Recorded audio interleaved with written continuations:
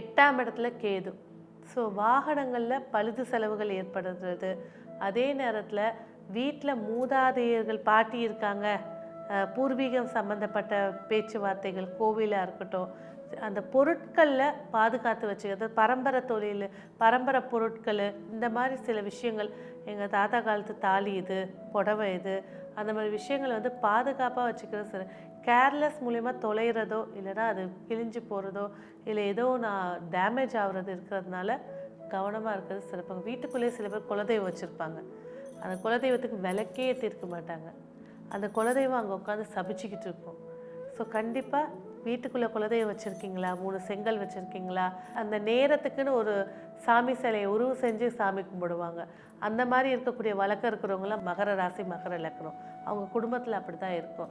இந்த வருஷம் கும்பிட வேண்டிய முறையை கண்டிப்பாக எடுத்து கும்பிடுங்க. அதுவும் ஆனி மாதம் கும்பலானா தாராளமாக கும்பலாம். அடுத்த ஆடி மாதம் வரப்போது அதுலேயும் கும்பிட்றது சிறப்பை ஏற்படுத்தி தரும்.